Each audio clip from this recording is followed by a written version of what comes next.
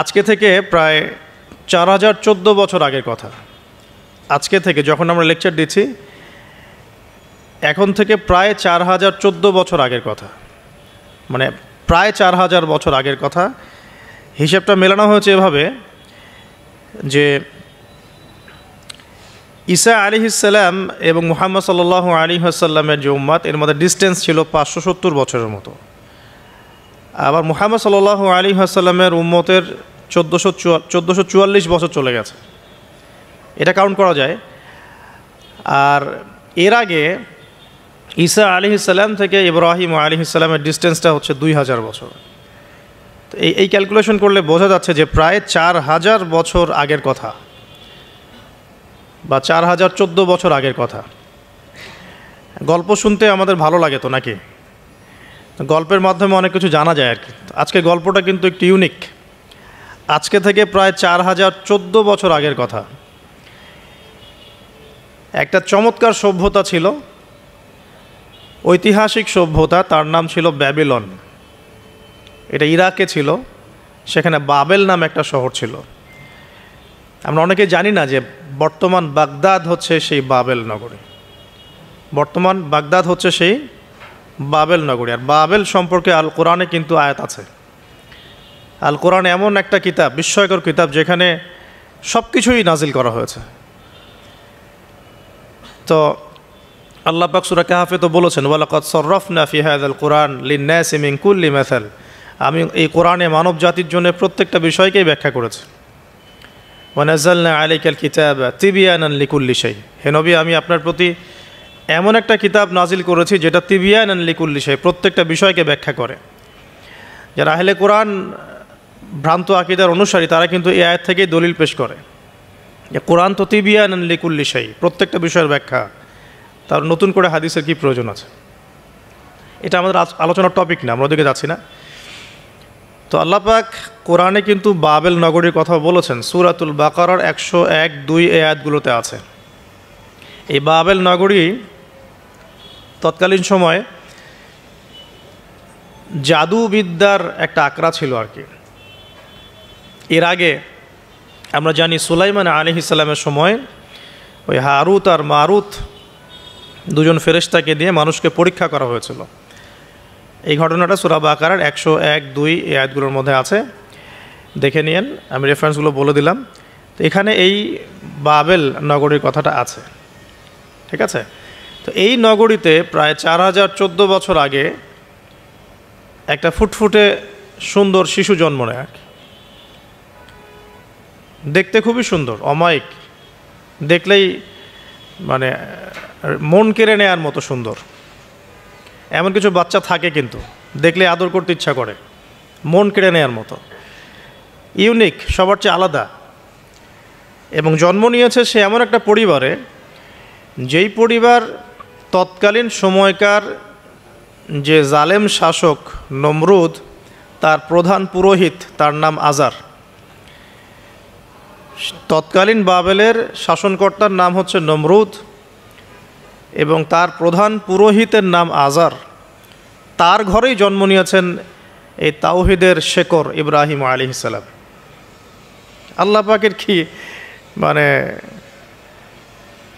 আল্লাহ পাক কি না করতে পারেন আসলে। যেখানেই আবু জেহেল, সেখানেই মুহাম্মদ সাল্লাল্লাহু আলাইহি ওয়াসাল্লামের জন্ম হয়। যেখানেই নমরুদ, সেখানেই ইব্রাহিমের মতো মানুষ আসেন।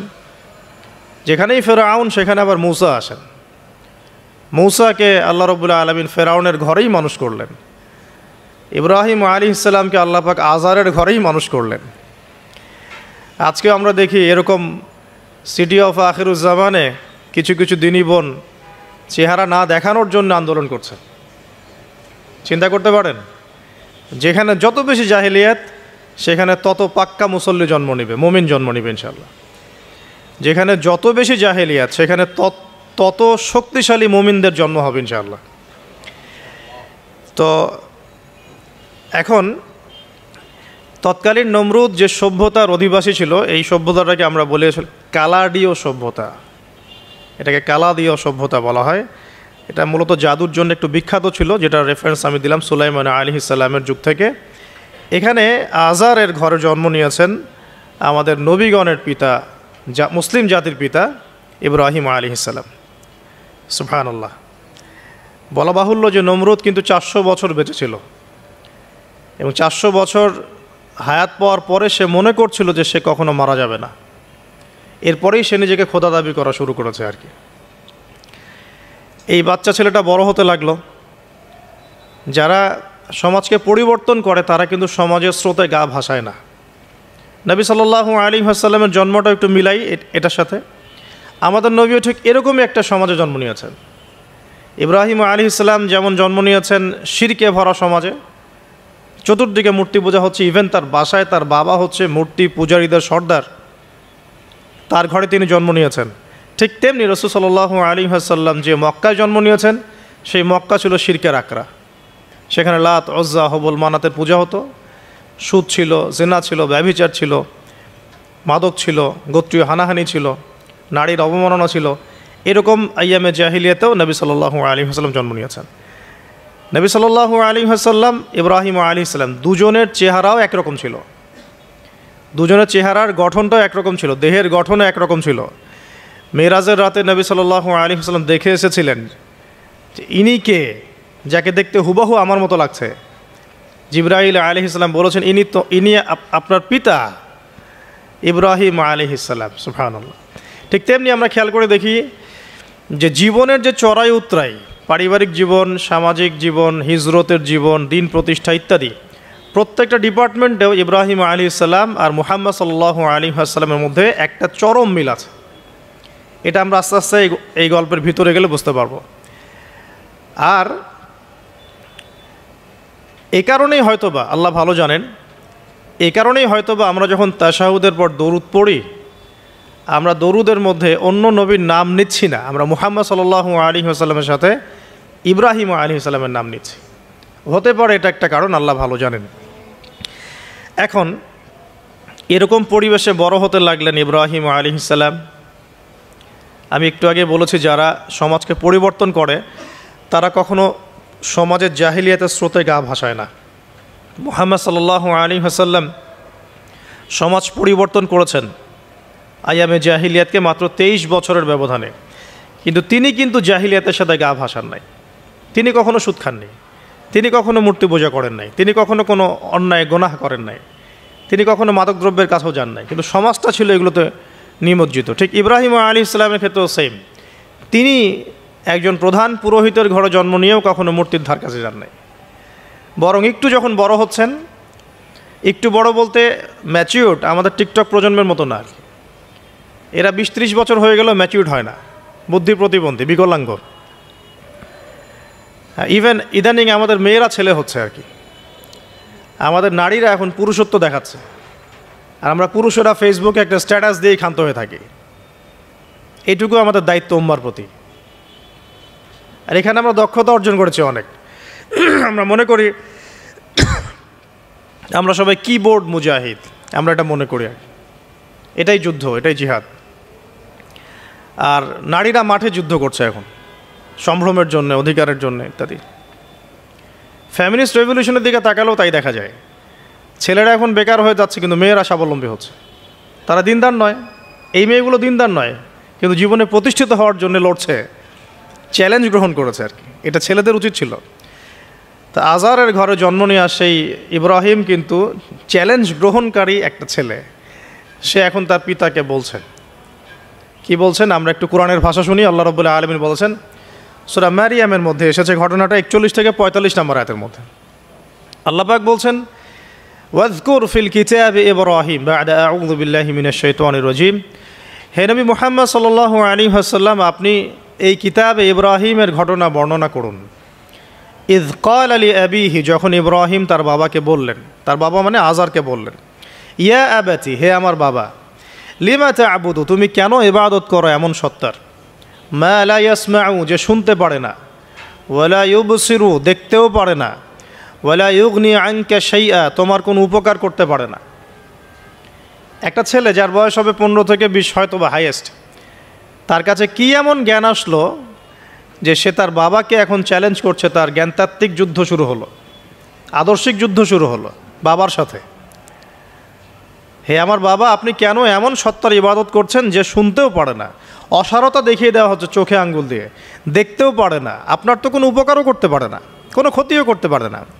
ওয়ালাম ইউগনি আনকা শাইআ ইয়া আবাতি, হে আমার বাবা, ইয়া আবাতি ইন্নী আখাফু আন ইয়ামাসসাকা আযাবু মিনার রাহমানি ফাতাকুনা লিশ-শাইতানি ওয়ালিয়া, হে আমার বাবা, আমি ভয় পাচ্ছি যে আপনার উপরে না আবার আল্লাহ পাকের গজব নেমে আসে এবং আপনি শয়তানের ওলি না হয়ে যান।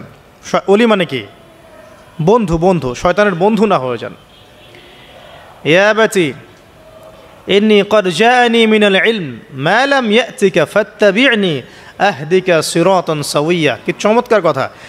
ছোট্ট ছেলেটা বলছে, হে আমার বাবা, আমার কাছে একটা জ্ঞান আসছে, জ্ঞান, আমার কাছে একটা জ্ঞান এসেছে যেটা তোমার কাছে আসে নাই। ফাত্তাবি'নি, তুমি আমার অনুসরণ করো। আহদিকা, আমি তোমাকে পথ দেখাবো। সিরাতান সাওয়িয়া, সহজ সরল পথ দেখাবো তোমাকে।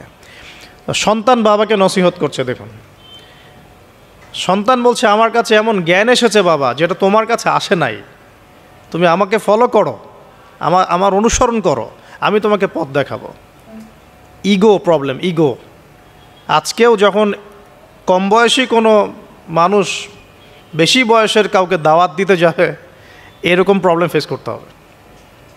তার বাবা কি বলল, কেন ফেস করতে হবে আল্লাহ পাক সেটাও বলেছেন। সূরা বাকারা, এটা এই সূরাটা সূরা বাকারায় বলেছেন, ওয়া ইযা কিলা লাহু ইত্তাকিল্লাহ, কিছু মানুষ আছে যাদেরকে যদি বলা হয় আল্লাহকে ভয় করুন, আখাযাতহুল ইজ্জাতু বিল ইসম, তাদের প্রেস্টিজে লাগে। এক কথায় কি? প্রেস্টিজে লাগে, প্রেস্টিজ নষ্ট হয়। আখাযাতহুল ইজ্জাতু বিল ইসম ফাহাসবুহু জাহান্নাম, আল্লাহ বলছেন ওর জন্য জাহান্নামই যথেষ্ট। তো এখনকার সমাজে এই প্রবলেমটা আপনারা ফেস করবেন। যদি আপনার বয়স কম হয়, আপনার কাছে অনেক জ্ঞান থাকলেও মানুষ সমাজের নিতে যাবে না। আপনি ক্রিপ্টোকারেন্সি নিয়ে কথা বলছেন, এক শ্রেণীর ধর্মনেতাই আপনার পিছনে লেগে যাবে। আপনি ইসলামিক রেভলিউশন নিয়ে কথা বলবেন, ইসলাম এস্টাবলিশমেন্ট নিয়ে কথা বলবেন, ইউনিটি নিয়ে কথা বলবেন, উম্মার করণীয় নিয়ে কথা বলবেন। আপনি এই বয়সে, এত ছোট বয়সে আপনি উম্মার প্রবলেমসগুলো ফাইন্ড আউট করে সেগুলো সলিউশন নিয়ে কথা বলবেন, এত বড় সাহস আপনার? এটাই প্রবলেম এখন। অথচ চমৎকার একটা বিষয়, আমাদের সমাজে এগুলো দেখা যায়, অন্য কোথাও দেখা যায় না। কোনো ড্রাইভারকে জিজ্ঞাসা করবেন, কোনো ড্রাইভারকে জিজ্ঞাসা করবেন, তার স্কিল সম্পর্কে জিজ্ঞাসা করবেন যে আপনার স্কিল কেমন। একটা অ্যান্সার দিবে সে, আমি 10 বছর থেকে চালাই, বা 15 বছর থেকে চালাই, আমি 27 বছর থেকে গাড়ি চালাই।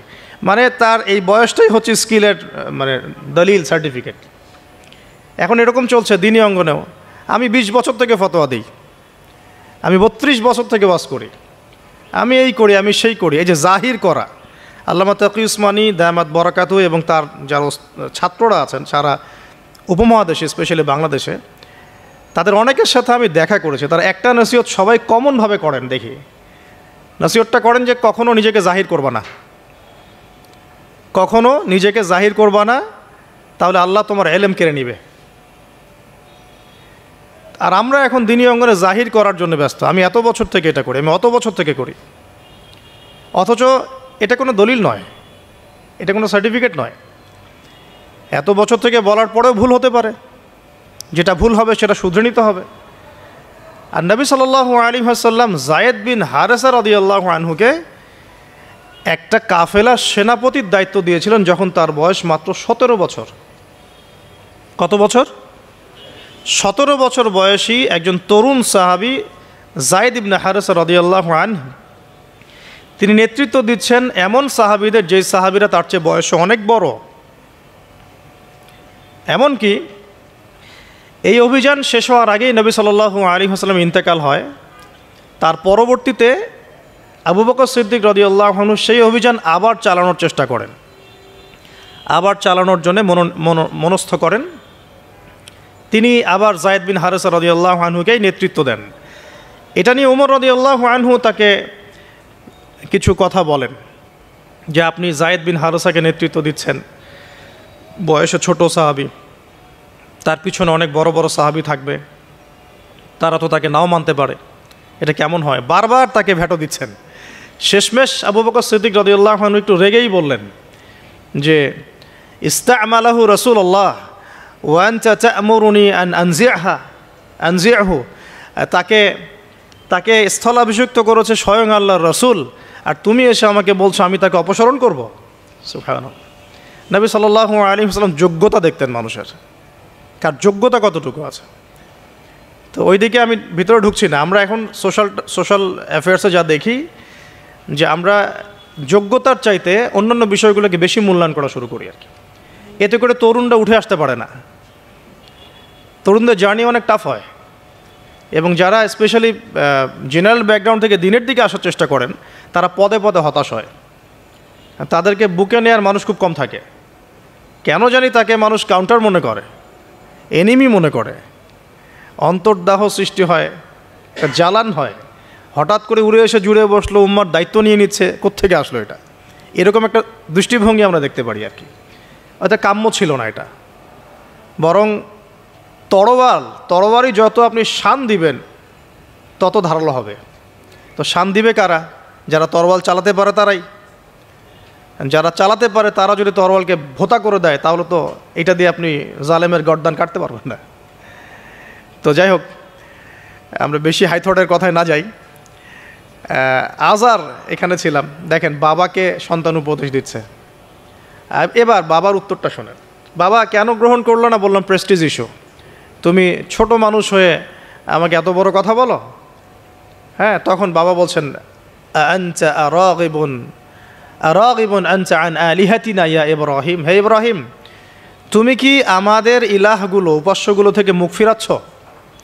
তুমি কি আমাদের উপাস্যগুলো থেকে মুখ ফিরিয়ে নিচ্ছ? আনতা আরাগিবুন আনতা আন আলিহাতিনা ইয়া ইব্রাহিম লা ইল্লাম তানতাহি, যদি বিরত না হও, ঠিক যেমন থ্রেট আমাদেরকে করা হয়, যদি বিরত না হও, লা ইল্লাম তানতাহি লা আরজুমান্নাকা রাহজান মালিয়া, তিনি বলছেন যদি বিরত না হও তাহলে তোমার মাথাটা পাথর দিয়ে মেরে ফাটিয়ে ফেলবো। আরজুমান্নাকা মানে রজম করব। রজম মানে কি? যে কোমর পর্যন্ত গেথে পাথর মারা, বিবাহিত পুরুষ জেনা করলে যেটা শাস্তি হয় আর। লা ইল্লাম তানতাহি, যদি বিরত না হও, লা আরজুমান্নাকা রাহজান মালিয়া, দূর হও এখান থেকে বের হও হতভাগা, আমরা বলি না দূর হও এখান থেকে, ঠিক ওই রকম। যদি ফিরে আসো ভালো কথা, না ফিরে আসলে রজম করে দিব, মাথা ফাটিয়ে ফেলবো পাথর দিয়ে মেরে, এখান থেকে দূর হও হতভাগা। কাকে বলছে এটা? ইব্রাহিম আলাইহিস সালামকে।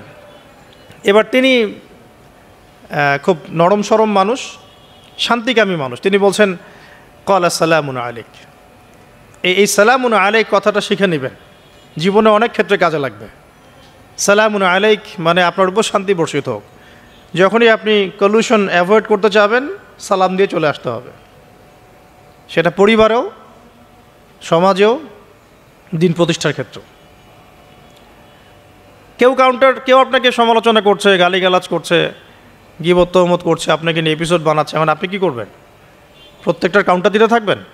তাহলে আপনার গোল নষ্ট হয়ে যাবে, আপনার গোল থেকে আপনি বিচ্যুত হয়ে যাবেন।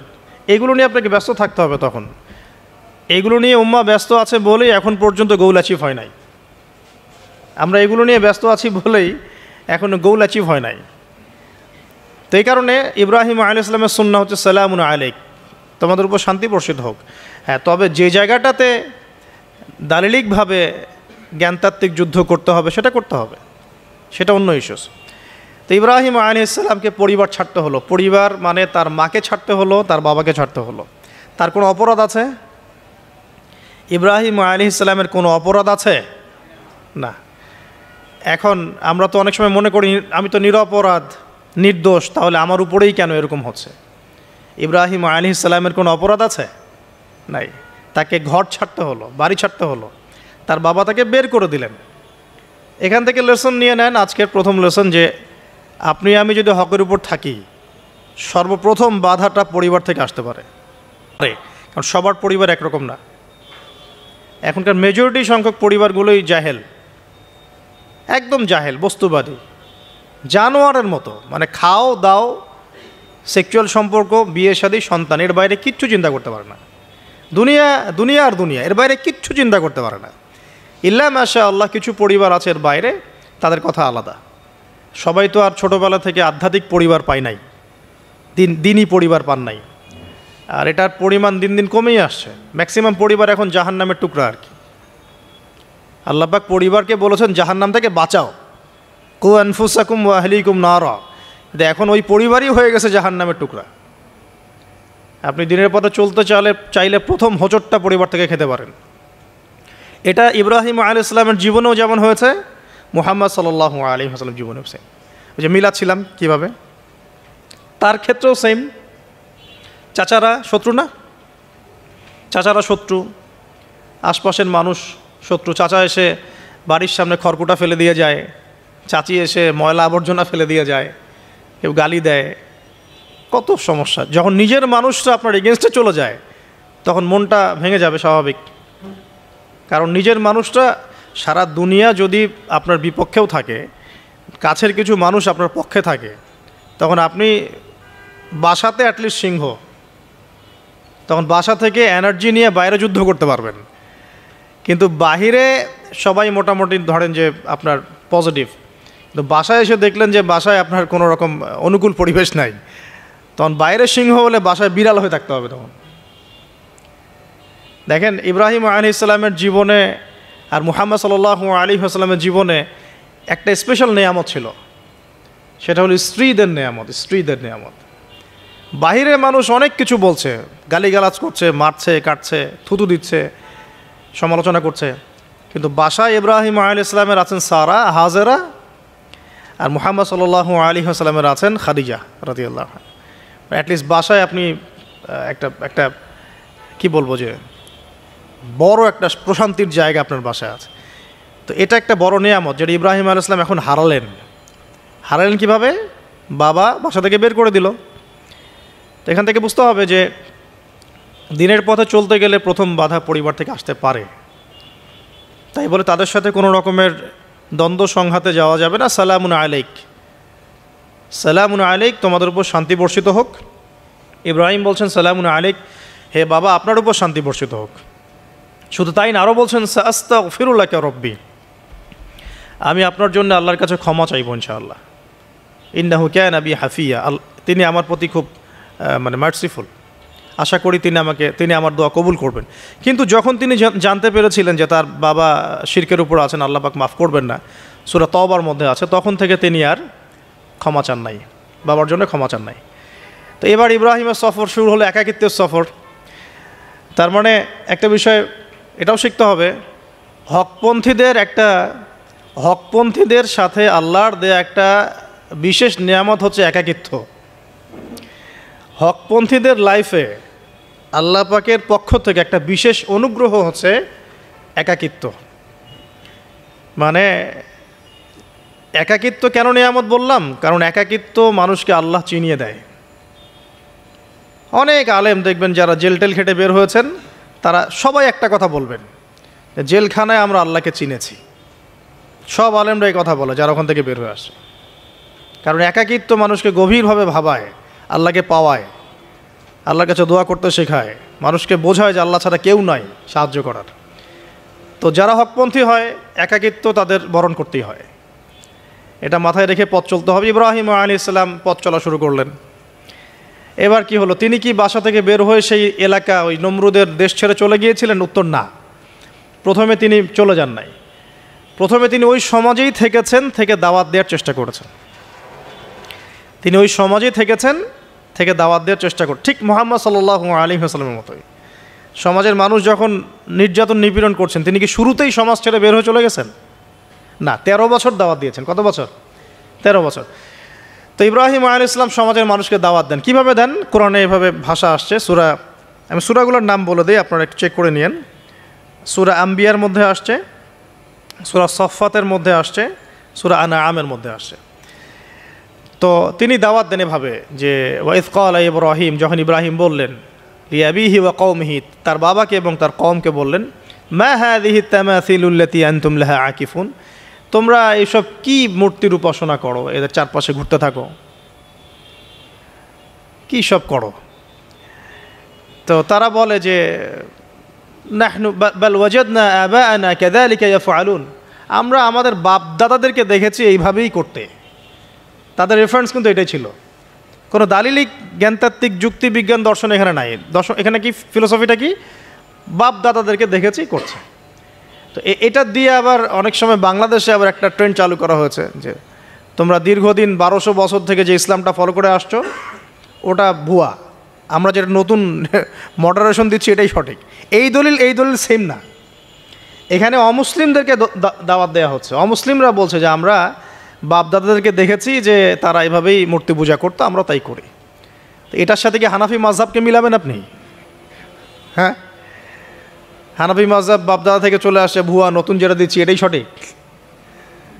আস্তাগফিরুল্লাহ। তো আমরা হাত চেঞ্জ করাটাকে এখন মনে করি হিন্দু থেকে মুসলমান হইলাম মনে হয়, হাত বদল করাটাকে মনে হয় যে হিন্দু থেকে মুসলমান হয়েছি মনে হয়।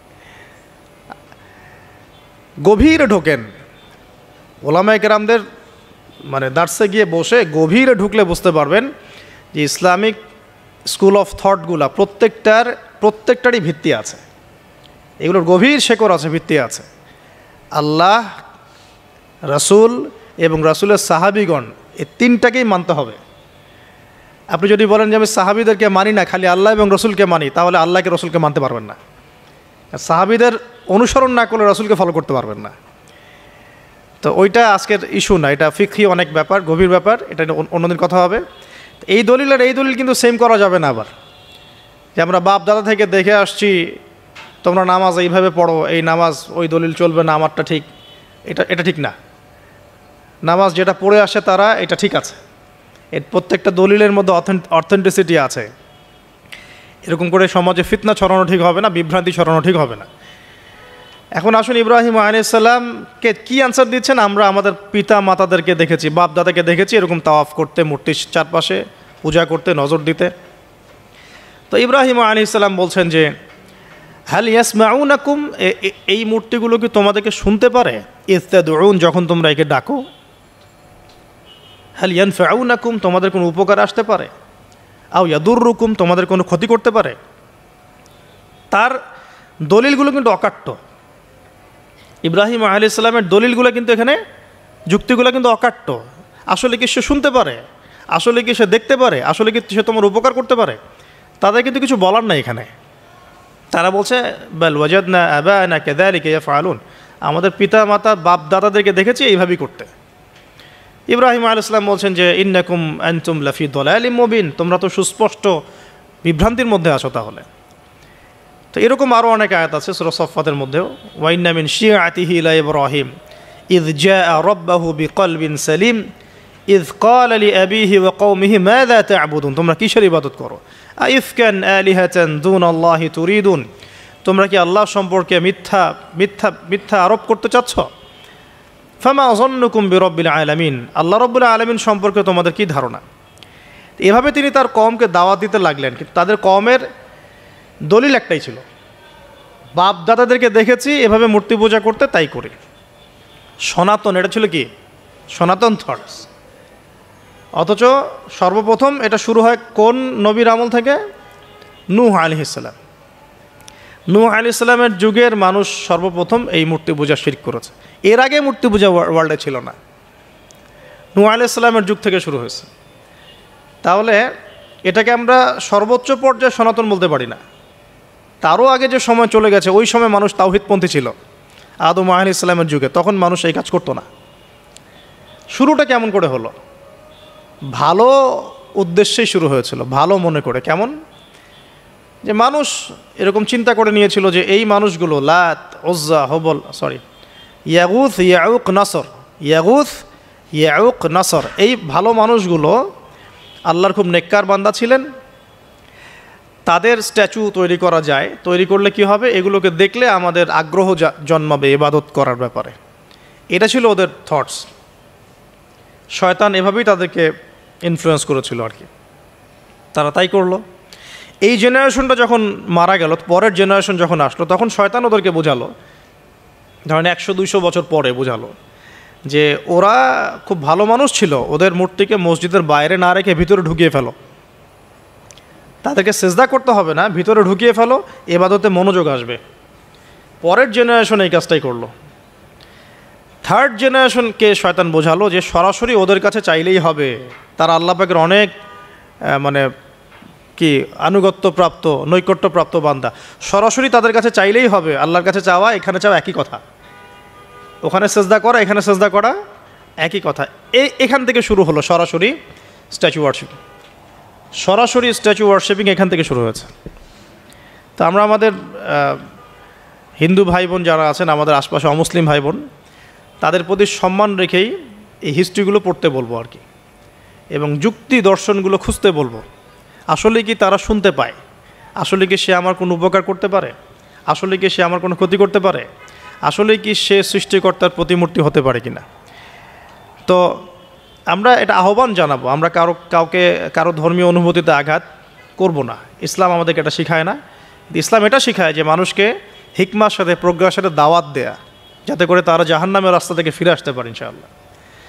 এখন আসুন, আরও একটা দাওয়াত ইব্রাহিম আলাইহিস সালাম তার কওমকে দিলেন। সেটা কি? এবার এখানে সমাজের মানুষের সাথে ওই সমাজের ধর্মনেতারাও ছিল। সমাজে কিন্তু কয়েক শ্রেণীর মানুষ থাকে, মানে সামাজিক নেতা, ধর্মনেতা, রাষ্ট্রনেতা। তো রাষ্ট্রনেতা পর্যায়ে এখনও ইব্রাহিম আলাইহিস সালাম যান নাই, এখন সমাজ নেতা আর ধর্মনেতা চলছে আর কি। এবার ধর্মনেতা আসলো, এসে ধর্মনেতারা তাকে বোঝানোর চেষ্টা করলো যে এই আসমানের তারা, চাঁদ, সূর্য, প্রকৃতি, গাছপালা এগুলোও ইলাহ, এগুলোর ইবাদত করা যায়। এই ঘটনা আল্লাহ রাব্বুল আলামিন সূরা আনআমের মধ্যে বলেছেন। তো ইব্রাহিম আলাইহিস সালামকে তারা দেখাচ্ছে, এটা আরবীয় একটা কাব্যিক ভাষায় কোরআনে এসেছে, চমৎকার ভাষায়, যে ফালাম্মা জান্না আলাইহিল লাইল, যখন তার উপর রাত আচ্ছাদিত হলো, রাআ কাওকাবা, তখন ইব্রাহিম আলাইহিস সালাম কি দেখলেন? আকাশে তারা দেখলেন। ঠিক আছে, তারা দেখলেন। মূর্তি পূজার এখানেই আছে, ধর্মনেতারাও এখানেই আছে। তো তিনি বলছেন হাযা রব্বি, এটা আমার রব। ফালাম্মা ফালা, যখন তারকাগুলো অস্তমিত হলো, ক্বালা লা উহিব্বুল আফিলিন, আমি তো অস্তমিত যাওয়া জিনিসকে পছন্দ করি না। রব তো অস্তমিত যাবে না, এখানেও যুক্তি লাগবে, তো আমার ফিলোসফি লাগবে, আমার এখানে দর্শন লাগবে, এখানে তো আমাকে মানে প্রজ্ঞা দিয়ে বোঝাতে হবে। এটা তো অস্তমিত হয়ে গেল, এটা তো রব হতে পারে না। ফালাম্মা রাআল কামারা বাযিগান, যখন সে চাঁদকে দেখলো জলজল করছে একদম। আর এখনকার চাঁদ দেখা আগের চাঁদ দেখা তো এক না, এখন তো আমরা চাঁদের আলোই খুঁজে পাই না, তখনকার চাঁদ তো অন্যরকম। তো বাযিগান মানে জলজল করছে। তখন তিনি বললেন হাযা রব্বি, এটা আমার রব। তখন ফালাম্মা ফালা, যখন এটাও অস্তমিত হয়ে গেল, তিনি বলছেন লাইল্লাম ইয়াহদিয়ানি রব্বি লাকুনান্না মিনাল কওমিদ দাল্লিন, আল্লাহ যদি আমাকে হেদায়েত না দেন তাহলে আমি এই দল্লিনদের অন্তর্ভুক্ত হয়ে যাব। ইব্রাহিম আলাইহিস সালাম বলছেন ফালাম্মা রাআ শামসা বাযিগাতান, যখন এবার সূর্যকে দেখলেন দিনের বেলা, এটা তো আরও বড়। হাযা রব্বি হাযা আকবার, এটা আমার রব, এটা সবচেয়ে বড়। হাযা আকবার, এটা সবচেয়ে বড়। ফালাম্মা আফালাত, এটা যখন অস্তমিত হয়ে গেল, তখন তিনি বলছেন এই কথাটা যে ইয়া কওমি ইন্নী বারিউম মিম্মা তুশরিকুন, হে আমার কওম, তোমরা যেগুলোকে দিয়ে আল্লাহর সাথে শরিক করছো, এখান থেকে আমি আমার চেহারাকে ফিরিয়ে নিলাম। সুবহানাল্লাহ। তখন তিনি এই কথাটা বলেন ইন্নী ওয়াজ্জাহতু ওয়াজহিয়া লিল্লাযী ফাতারাস সামাওয়াতি ওয়াল আরদা হানিফা ওয়া মা আনা মিনাল মুশরিকিন, আমি আমার চেহারাকে ফিরিয়ে নিচ্ছি এই আসমান সমূহ এবং জমিনের সৃষ্টিকর্তার দিকে, এবং আমি মুশরিকদের অন্তর্ভুক্ত নই। ইন্না সলাতি ওয়া নুসুকি ওয়া মাহইয়ায়া ওয়া মামাতি লিল্লাহি রাব্বিল আলামিন, আমার সলাত, আমার কুরবানি, আমার স্যাক্রিফাইস, আমার জীবন, আমার ফুল লাইফ, আমার মৃত্যু সব কিছু কার জন্যে? জগৎ সমূহের প্রতিপালক আল্লাহর জন্যে। লা শারীকা লাহু, তার কোনো শরিক নাই। ওয়া বিযালিকা উমিরতু, এই একনিষ্ঠভাবে তার ইবাদত করার জন্যই আমি আদিষ্ট হয়েছি। ওয়া বিযালিকা উমিরতু ওয়া আনা মিনাল মুসলিমিন, এবং আমি মুসলিমদের অন্তর্ভুক্ত। এই শুরু হলো এবার পুরো স্পষ্টভাবে তাওহীদের ঘোষণা দেয়া।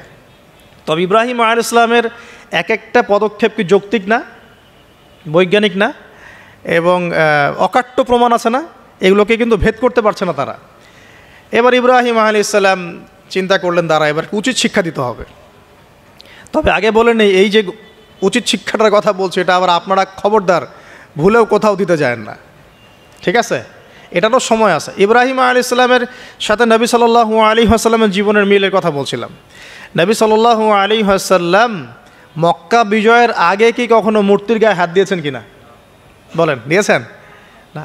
যখন মক্কা বিজয় হয়ে গেছে, পুরো স্টেটই আপনার, অথরিটি আপনার, তখন আপনি আপনার অ্যাকশন নিতেই পারেন, সেটা আপনার ব্যাপার, তখন আপনি কি করবেন।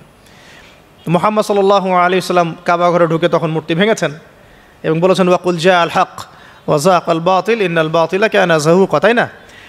তো ইব্রাহিম আলাইহিস সালাম এবার শিক্ষা দেওয়ার চিন্তা করছেন। তিনি বলছেন যে যখন এরা মেলাতে যাবে, ওই উৎসবে যাবে, তখন আমি এদেরকে দেখে নিব। এটাও কোরআন চমৎকারভাবে বলেছে যে إذ قال لأبيه وقومه ماذا تعبدون أئفكا آلهة دون الله تريدون فما ظنكم برب العالمين হ্যাঁ فراغ إلى آلهتهم فقال ألا تأكلون। ইব্রাহিম আলাইহিস সালাম এবার যখন ওরা মেলায় চলে গেছে, যাওয়ার আগে আবার ইব্রাহিম আলাইহিস সালাম বলছিলেন যে ইন্নী সাকিম, আমি হচ্ছি অসুস্থ। আমি কি অসুস্থ? নজর নজরতান ফিন নুজুম। ইব্রাহিম আলাইহিস সালাম রাতের বেলা আকাশের দিকে তাকালেন একবার, তাকিয়ে ওদেরকে বললেন যে ইন্নী সাকিম, আমি অসুস্থ। এটা কৌশল, আমি অসুস্থ, এটা কৌশল। তো এই কৌশল আবার সব জায়গায় খাটাতে যায় না আর কি। তো এবার যখন তারা চলে গেল, ফারাগা ইলা আলিহাতিহিম ফাকালা আলা তাকুলুন, এবার তিনি ওই মূর্তিগৃহ যেটা ওদের, ওখানে ঢুকে বলছেন যে আলা তাকুলুন, তোমাদের কি হলো, খাচ্ছ না কেন? কাদেরকে বলছে এই কথা? মূর্তি, খাচ্ছ না কেন? মা লাকুম লা তানতিকুন, কি হলো, কথা বলছো না কেন? এবার ফারাগা আলাইহিম দরবাম বিল ইয়ামিন, এবার ইয়ামিন মানে ডান হাত, ডানাতে যা পেয়েছিলেন আর কি, তা দিয়ে সবগুলোকে ভেঙে চুরমার করে ফেলছে। ব্যাস, এবার ওরা যখন আসলো এসে বলছে যে আনতা ফাআলতা হাযা বিআলিহাতিনা ইয়া ইব্রাহিম, হে ইব্রাহিম তুমি কি আমাদের উপাস্যদের সাথে এই কাজ করেছো? ইব্রাহিম বলছেন লা বাল ফাআলাহু কাবীরুহুম হাযা, বরং এই বড়টা এই কাজ করছে। এর মধ্যে সবচেয়ে বড় যেটা আছে এই ব্যাটার কাজ, আমি করি নাই, আমি তো করি নাই। তখন ওরা তো এটা তো হতভম্ব হয়ে গেল, যে সে বলছে যে তুমি তো জানো, তুমি তো খুব ভালো করেই জানো যে তারা কথা বলতে পারে না, নড়াচড়া করতে পারে না, কিছুই করতে পারে না। তখন তিনি বললেন তাহলে তোমরা কেন এমন ইলাহের উপাসনা করো যে কথাও বলতে পারে না, শুনতেও পারে না, দেখতেও পারে না, তোমার উপকারও করতে পারে না, ক্ষতিও করতে পারে না। কিন্তু এবারও কিন্তু যুক্তি নাই, কোনো তাদের কাছে কোনো দলিল নাই, কোনো প্রমাণ নাই, কোনো যুক্তি দর্শন কিচ্ছু নাই। এবার শুরু হলো জুলুম। জালেমের কাজ কি? যুক্তি, জ্ঞান, দর্শন, বিজ্ঞান এগুলো দিয়ে যখন পরাস্ত, এগুলো দিয়ে পারছি না, এবার পেশি শক্তি। এবার কি? পেশি শক্তি। ব্যাস, এবার পেশি শক্তি। ইব্রাহিম আলাইহিস সালামকে নিয়ে যাওয়া হচ্ছে নমরুদের দরবারে। এবার চলো, এবার তোমার আজকে খবর আছে। এবার পুরো রিমান্ড হবে 7 দিনের। একদিন রিমান্ড হলেই অবস্থা খারাপ হয়ে যাওয়ার কথা। তো ইব্রাহিম আলাইহিস সালামকে এবার নিয়ে যাচ্ছে ধরেন নমরুদের কাছে। কী যে হবে আল্লাহ ভালো জানেন। ইব্রাহিম আলাইহিস সালাম যখন যাচ্ছেন তখন কি তিনি জানতেন যে আল্লাহ পাক তাকে আগুন থেকে বাঁচাবেন? এই ঘটনা যে ঘটবে তিনি কি জানতেন? আচ্ছা, আমরা না হয় জানি যে এমনটা হয়েছিল। ইব্রাহিম আলাইহিস সালাম ওই সময় তো আর জানতেন না যে কী হতে যাচ্ছে। তার মানে তার ওই সময় তার ইমানের তেজ, তার স্থিরতা, ইস্তেকামা এবং তাওয়াক্কুল কত বেশি ছিল। তাকে নিয়ে যাওয়া হচ্ছে। এবারে নমরুদের সামনে দাঁড় করিয়ে নমরুদ এবার একটু মজা নিয়ে জিজ্ঞাসা করলো যে কে তোমার রব? ওই কবরের প্রশ্ন করার মতো, মান রব্বুক, তোমার রব কে? তো ইব্রাহিম আলাইহিস সালাম বলছে রব্বি আল্লাযী ইউহয়ী ওয়া ইউমীত, আমার রব তিনি যিনি জীবন দেন মৃত্যুও দেন। এবার নমরুদ বলছে ক্বালা আনা উহয়ী ওয়া উমীত, আমি তো জীবন দিই আর মৃত্যু দেই। কীভাবে? একজন যাবজ্জীবনপ্রাপ্ত আসামিকে ডেকে নিয়ে ছেড়ে দিল, দিয়ে বললো যে জীবন দিলাম। আর একজন আসামিকে ডেকে তৎক্ষণাৎ মৃত্যুদণ্ড দিয়ে মৃত্যু দিলাম। তো ইব্রাহিম দেখলেন আলাইহিস সালাম এ তো মোটা বুদ্ধির মানুষ, কারণ যে যত বড় জালেম হয় তার বুদ্ধি তত মোটা হয়, কিন্তু এটা মাথায় রাখবেন। ফেরাউনের মতো জুলুম মানুষের বুদ্ধি লোপ করে দেয়, আর শিরক মানুষের মধ্যে ভয় সঞ্চার করে। যখন আপনি শিরক করতে থাকবেন মনে খুব ভয় কাজ করবে। এবং মুশরিক বাহিনী কখনো ইসলামের বিজয় লাভ করতে পারে নাই। যে মুসলিম সেনাবাহিনীর মধ্যেও শিরক ছিল না, ওরা যুদ্ধের মাঠে পরাজিত হয়ে গেছে। ইতিহাস ঘাটবেন, মুসলিম যে সেনাবাহিনীর মধ্যে শিরক ছিল ওই সেনাবাহিনী পরাজিত হয়ে গেছে। আবার অল্প গুটি কয়েক সেনাবাহিনী তারা তাওহীদপন্থী ছিল, তারা জয়লাভ করেছে। ইতিহাস ঘেটে দেখবেন। তো জুলুম কী করে? বুদ্ধি লোপ পায়। নমরুদের বুদ্ধি লোপ পেয়ে গেল। তো ইব্রাহিম আলাইহিস সালাম বলছেন রব্বি আল্লাযী ইউহয়ী ওয়া ইউমীত, এ তো এটা বুঝলো না। তাহলে ইব্রাহিম আলাইহিস সালাম বলছেন যে আল্লাহ রাব্বুল আলামিন, আমার আল্লাহ তিনি পূর্ব দিক থেকে সূর্য ওঠান। তো তুমি যদি ইলাহ হয়ে থাকো তাহলে পশ্চিম দিক থেকে উঠাও। এটা আরও বড় অকাট্য দলিল হলো। তার অবস্থাটা আল্লাহ ব্যাখ্যা করছেন এভাবে, আল্লাহ বলছেন ফাবুহিতাল্লাযী কাফার, কাফের একদম হতভম্ব হয়ে গেল। একদম হতভম্ব হয়ে তো লাভ নাই, পেশি শক্তি আছে আমার, তোমার যুক্তি বিজ্ঞান দর্শন থিওরি তো আমার দরকার নাই, তোমার দিনের জ্ঞানের এলিমেন্ট তোমার দরকার নাই, তোমার ওয়াজ নসিহতের আমার দরকার নাই, আমার কাছে কি আছে? পেশি শক্তি আছে, পিঠায় সব সিধা করে ফেলাবে একেবারে। ব্যাস ইব্রাহিম আলাইহিস সালামের জন্য বলছে ফাল হাররিকুহু ওয়ানসুরু আলিহাতাকুম, একে জ্বালায় দাও, পুরায় দাও, একে জ্বালায় পুরায় দাও, তোমাদের ইলাহদেরকে সাহায্য করো। আল্লাহ পাক অন্য জায়গায় বলছেন যে ফাআরাদু বিহি কাইদান ফাজআলনাহুমুল আসফালিন, তারা ইব্রাহিম আলাইহিস সালামকে নিয়ে একটা বিশেষ বড় একটা কৌশল করলো। এই কৌশলটা কি ছিল? তাকে অগ্নিকুণ্ডের মধ্যে ফেলে দেওয়ার একটা চেষ্টা করলো, আগুন জ্বালিয়ে রাখলো, বলা হয় 40 দিন, এগুলো হিস্ট্রি বা তাফসিরুলতে আসছে, আমি just Quran text to the point বলছি। তো আগুন দাউ দাউ করে জ্বলতে লাগলো, ওই ব্যাবিলন ওখানকার সব মানুষ দেখছে বিষয়টা। তো ইব্রাহিম আলাইহিস সালামকে ফেলে দেওয়া হবে। দেখেন, যখন ফেলে দেওয়া হবে তখন কি ইব্রাহিম জানতেন যে তিনি আগুনে পুড়বেন না? তিনি তাহলে প্রস্তুত ছিলেন, তিনি তখন জীবন দেওয়ার জন্য প্রস্তুত ছিলেন। ঠিক আছে, এখন তাকে ফেলে দেওয়া হচ্ছে, ঠিক ওই সময়ে জিবরাইল আলাইহিস সালামের আগমন। সুবহানাল্লাহ। তিনি এসে বলছিলেন যে আমার কাছে কোনো হাজত আছে নাকি আপনার? তখনও ইব্রাহিম আলাইহিস সালাম বলেছেন আপনার কাছে আমার কোনো হাজত নাই। হাসবি আল্লাহ ওয়া নি'মাল ওয়াকিল, এই যে কথাটা আমরা বলি হাসবুন আল্লাহ ওয়া নি'মাল ওয়াকিল, হাসবি আল্লাহ ওয়া নি'মাল ওয়াকিল, ইব্রাহিম আলাইহিস সালাম বললেন আল্লাহই আমার জন্য যথেষ্ট এবং তিনিই আমার উত্তম কর্মবিধায়ক। ব্যাস, এরকম মোমেন্টে বান্দা যখন আল্লাহকে এভাবে চাবে, আল্লাহ রাব্বুল আলামিন না এসে পারবেন? কখনোই পারবেন না ইনশাআল্লাহ তাআলা। তখন আল্লাহ রাব্বুল আলামিনের আদেশ চলে আসলো, ইয়া নার, হে আগুন, কুনি বারদান ওয়া সালামান আলা ইব্রাহিম, ইব্রাহিমের জন্য ঠান্ডা হয়ে যাও, শীতল ঠান্ডা হও, মানে খুব শীতল না, আবার আরামদায়ক শীতল ঠান্ডা হয়ে যাও। সুবহানাল্লাহ। এভাবে আল্লাহ রাব্বুল আলামিন ইব্রাহিম আলাইহিস সালামকে অগ্নি পরীক্ষা থেকে বাঁচালেন। ওখানে ইব্রাহিম আলাইহিস সালাম থাকলেন, কোনো ক্ষতি হলো না। তিনি পরবর্তী সময় বলেছিলেন ওই সময়টুকুর মধ্যেই তিনি শান্তিতে ছিলেন। ওই যে বললাম না, অনেকে যে নির্যাতন নিপীড়নের শিকার হয় তারপরে বলে যে ওই সময়টুকুই ভালো ছিলাম, আল্লাহকে পেয়েছিলাম, তেলাওয়াত বেশি ছিল, তাহাজ্জুদ বেশি ছিল, পরে ফিতনার যুগে চলে আসছি। তো এই হলো অগ্নি পরীক্ষা। এরপরে কমকে দাওয়াত দেওয়ার হলো না, সেখান থেকে চলে যেতে হলো।